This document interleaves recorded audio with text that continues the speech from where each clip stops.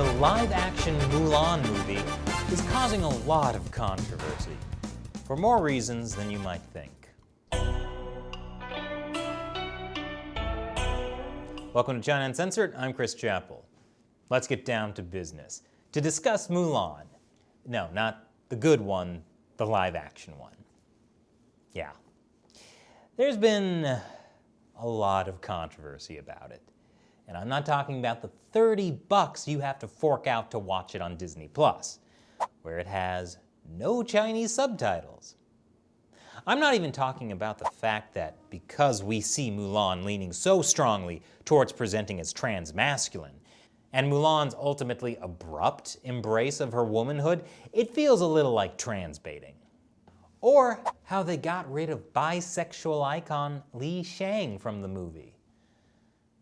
The worst part about getting rid of Li Shang is that they also got rid of the "I'll Make a Man Out of You" song. Definitely one of the best in the movie. It was indeed always a bop. In fact, there's no songs at all in the new Mulan. And no Mushu. Oh, Disney. Dishonor on you. Dishonor on your cow. But there are even bigger reasons why the live-action Mulan is problematic. First of all, the lead actress, Liu Yifei. You remember the massive protests in Hong Kong, right?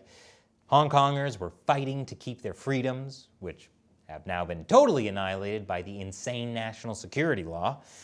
Well, last year, Liu Yifei said on her Weibo account, which is basically China's censored version of Twitter, "I also support Hong Kong police. You can beat me up now." That was in reference to the idea being pushed by Chinese state-run media that it was the protesters who were really the violent ones, not the Hong Kong police. By the way, last week, Hong Kong police tackled a 12-year-old girl who was buying art supplies. So that's why Boycott Mulan became a thing, starting last summer. Meanwhile, there's Agnes Chow, a prominent Hong Kong activist and clearly a danger to society. She was arrested last month under the national security law. Well, social media users described her as the real Mulan and our Mulan. Unless she's dressed like a man and singing songs, she's not my Mulan.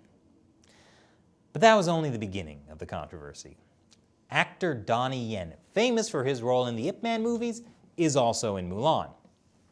On July 1st, the anniversary of when Hong Kong was taken over by communist China, Donnie Yen said on his Facebook account he was celebrating it.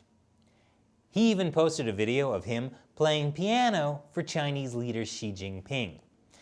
And when some people commented how sad it was that he was standing up for an authoritarian regime, Yen wrote, "I am fighting for the Chinese people, which indeed for the longest time been undermined and disrespected, but worst, abused." On Twitter, Donnie Yen also retweets and likes Chinese state-run media posts condemning Hong Kong protesters and cheering on Hong Kong's national security law. No, Donnie, you pulled a Jackie Chan. How could you do this to us? But the problems with the live-action Mulan go way beyond even the disgusting and craven way its stars cozy up to the Chinese communist regime. Because Disney filmed parts of the movie in Xinjiang. Yes, Xinjiang, where more than 1 million ethnic Uyghurs are in concentration camps.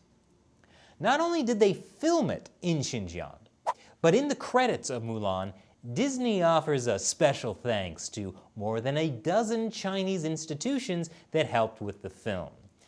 These include 4 Chinese Communist Party propaganda departments in the region of Xinjiang, as well as the Public Security Bureau of the city of Turpin in the same region.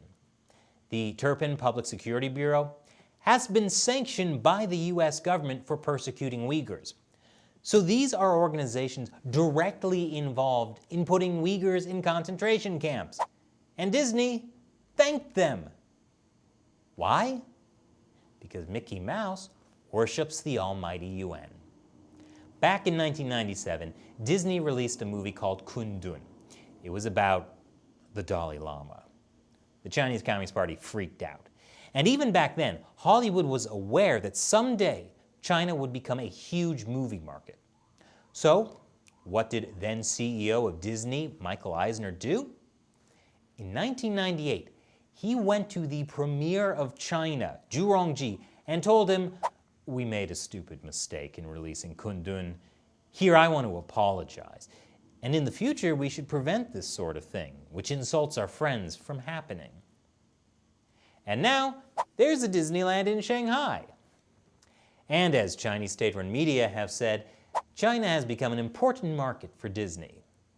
Here's current Disney CEO Bob Iger talking about all the success they've had in China since they stopped making movies about sensitive topics like Tibet. I actually look at China, though, as more of a glass half full, at least for our company. It was a market that was relatively inaccessible to us for a long time. It's now the second largest movie market in the world for us.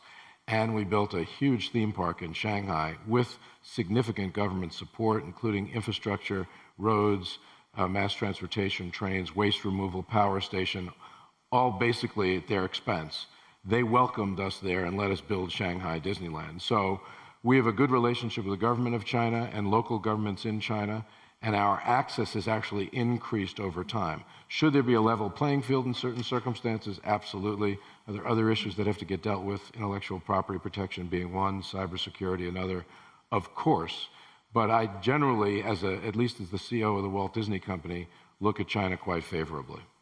And China looked at the Walt Disney Company quite favorably too, at least based on Chinese state-run media happily using the Disney CEO for propaganda. See, American companies? Just be patient. Your market access to China will increase over time. Disney said so. But 1 month later, Iger went from publicly praising China to being a little more cagey about it. Consumer China is very important to Disney. The first sentence of your book is at Shanghai Disney, the opening, and you talk about having been there many times over the years. It's a difficult situation, admittedly, on China, but you haven't really spoken up about China much, a little bit today. But what's the line on China? When do you I speak don't up think or there not? isn't a line. And I realize there's a damned if you do, damned if you don't here. If you say you're not going to comment on it, there are people who will be offended because you haven't taken a position in favor of them. I think what we learned in the last week is not only how we've learned how complicated this situation is. And I think the biggest learning from that is that caution is imperative, meaning to take a position that could harm our company in some form would be a big mistake for me to make and for us to make. So I'm not going to be baited into a position at all, which shouldn't be interpreted to be a for or against anything. I just don't believe it's something we should engage in a public manner. What happened in 1 month to turn Iger from looking at China favorably into not wanting to comment on it publicly? Well, Daryl Morey tweeted his support for the Hong Kong protest, causing a huge amount of trouble for the NBA. And now, 1 year later, Mulan is pretty much Disney's NBA moment. Well, except for the fact that instead of silencing someone speaking out for human rights, they're filming in a place that's committing human rights atrocities. It's worse. What's that, Shelley? Oh, based on satellite imagery, Mulan's Xinjiang scenes were filmed near 10 internment camps and 5 prisons. Yeah, it's definitely worse. Even the NBA realized that they had to cut ties with a basketball training camp they were running in Xinjiang. So Disney has admitted that the Mulan Backlash has generated a lot of issues. But they would like to emphasize that almost all of the movie was shot in New Zealand, where there is no genocide. And the good news is, even though Mulan is generating controversy in Western countries, surely it will do well in China, where it is getting bad reviews. And where Chinese authorities have told major media outlets not to cover the release of Mulan because of the Xinjiang controversy.